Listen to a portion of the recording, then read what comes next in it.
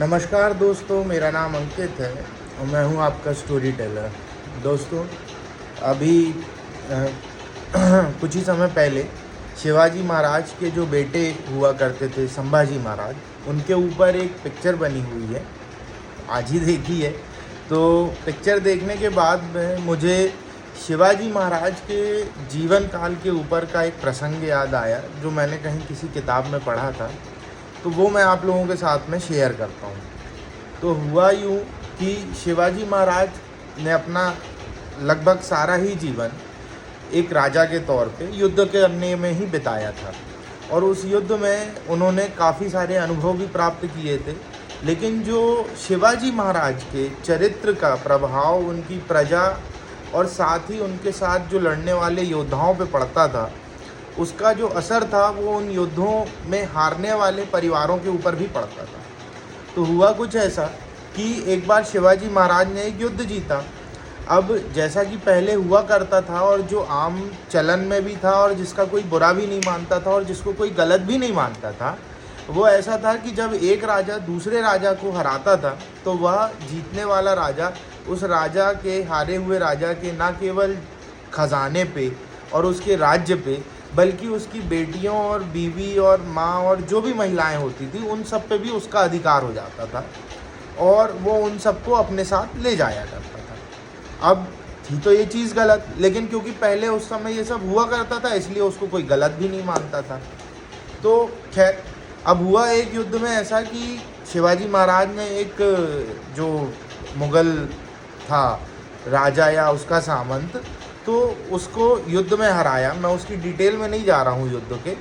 जो मैं बताना चाह रहा हूँ कि उन्होंने उस युद्ध में एक मुगलिया सल्तनत के सामंत को हराया, और हराने के बाद में जैसा कि होता है, उनका सेनापति जाके उस मुगलिया सल्तनत का जो सामंत था या सेनापति था या किलेदार था, उसकी बीवी को उनके टेंट में ले आया। अब शिवाजी महाराज को बड़ा ही आश्चर्य हुआ कि भाई ये कौन महिला है जिसको अचानक से ऐसे सामने लाके खड़ा कर दिया गया है। तो उन्होंने अपने सेनापति की तरफ देखा और उनने प्रश्नवाचक चिन्हों से उसकी तरफ देखते हुए पूछा कि ये महिला कौन है और इसको यहाँ पे क्यों लाया गया है। तो सेनापति ने खुश होते हुए बोला कि राजा साहब, ये उस सामंत की, उस किलेदार की पत्नी है, और इसके बारे में कहा जाता है कि ये सारे राज्य में बहुत ही सुंदर है, सबसे सुंदर महिला है, और इसको हम आपके लिए लेके आए हैं। शिवाजी महाराज को बड़ा आश्चर्य हुआ कि यार, मैंने ऐसा कब बोला इस व्यक्ति से जो ये ऐसा करके आया है, और इसमें खुश होने की कौन सी बात है। तो उन्होंने इस चीज़ पे आश्चर्य व्यक्त करने के बाद में अपने उस सेनापति को डांटा कि ना तो मेरी ऐसी कोई इच्छा है और ना मेरी ऐसी कोई आज्ञा है कि कभी भी हारे हुए व्यक्ति के परिवार के साथ ऐसा दुर्व्यवहार किया जाए, और जो तुमने ये किया है ये बड़ा ही अपराध करने वाली बात है और इस अपराध के दंड की भी बात है। लेकिन ये पहली बार है, इसलिए मैं तुमको सिर्फ समझा के छोड़ रहा हूँ कि इनको ससम्मान इनके किले में वापस छोड़ के आया जाए, और जैसे ये वहाँ रहती थी इनको उनके परिवार के साथ छोड़ा जाए। युद्ध मेरा जो था वो उस किलेदार के साथ था, मुगलिया सल्तनत के साथ है, ना कि इस महिला और इसके परिवार के साथ है।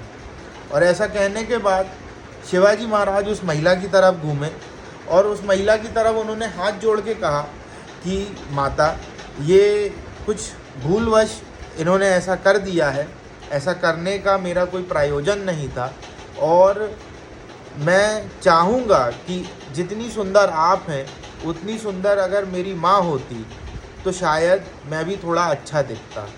और ऐसा कह के, क्षमा मांग के, शिवाजी महाराज ने उस महिला को उसके घर में, उसके परिवार के पास वापस भेज दिया। तो छोटा सा प्रसंग है जो हमारे आज के समाज में खासकर काफ़ी ज़्यादा प्रासंगिक भी है कि महिलाएं, लड़कियां हर घर में, हमारे धर्म में खासकर जहाँ देवी का दर्जा रखती हैं, तो लड़कियां तो किसी भी धर्म की हो, देवी का ही दर्जा रखती हैं। और आजकल जो हम देख रहे हैं कि थोड़ा सा हम वेस्टर्न कल्चर की तरफ ज़्यादा हमारा झुकाव है, और वेस्टर्न कल्चर में कहीं ना कहीं लड़कियों को एक ऑब्जेक्ट की तरह, एक सामान की तरह पेश किया जाता है और वैसा ही उनको शो किया जाता है और कहीं ना कहीं व्यवहार भी किया जाता है। ये कहीं से भी अच्छा नहीं है। हमारे धर्म में खासकर जहाँ पे हम सीताराम बोलते हों, राधा कृष्ण बोलते हों, हमारे धर्म में कम से कम महिलाओं के लिए, देवियों के लिए बड़ा ही ऊंचा स्थान है। मैं पर्सनली इस चीज़ का बहुत बड़ा फॉलोअर हूँ कि अगर गलती से भी मेरे पैर से किसी महिला को, वो चाहे कोई भी हो, छोटी बड़ी बराबर की, मेरा पैर भी लग जाए तो मैं उसके तत्काल पैर छू लेता हूँ, क्योंकि हमारे घर में हमको ये सिखाया गया है कि लड़कियाँ जो होती हैं वो देवी का स्वरूप होती हैं और देवी को हमेशा चरण छू लेना चाहिए अगर गलती से आपसे उनका अपमान हो गया हो तो। है, ये मेरी सोच है। लेकिन कथा है, कथा मैंने आपको सुना दी है, कहानी है, प्रसंग है, असल में कहानी नहीं है। तो हो सके तो अगर इस प्रसंग से हम कुछ सीख सकें तो ज़रूर सीखें। और जय श्री राम, जय भारत।